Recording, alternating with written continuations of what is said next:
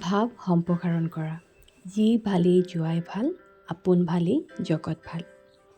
ই এটা সচৰাচৰ অসমীয়া সমাজত বহুলভাৱে ব্যৱহৃত প্ৰবচন।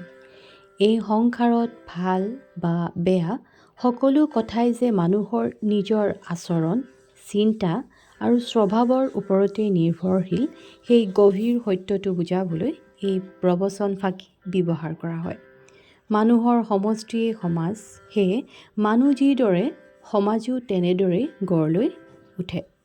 যদি মানুহ ভাল হয়, সমাজো স্বাভাৱিকভাৱে ভাল হয়, আৰু যদি মানুহৰ চিন্তা চেতনা বেয়া হয়, তেন্তে সমাজো বেয়াৰ দিশেই ধাৱিত হয়।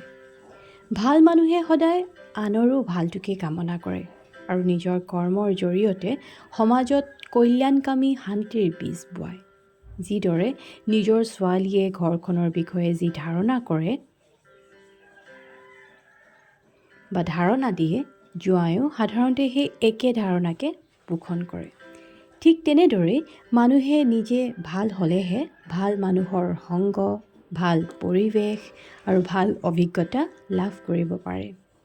আমি যদি আনৰ প্ৰতি নম্ৰতা, সহানুভূতি আৰু সদ্ভাৱ দেখুৱাওঁ, তেন্তে আনেও আমাৰ প্ৰতি একে ব্যৱহাৰেই কৰিব।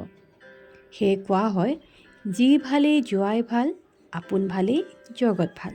অৰ্থাৎ সমাজৰ ভাল বেয়া, সুখ দুখ বা শান্তি অশান্তি সকলো শেষত গৈ নিজৰ হাততেই থাকে। নিজে ভাল হ'লেহে পৃথিৱীখনো নিশ্চয় ভালেই হৈ উঠে। ধন্যবাদ।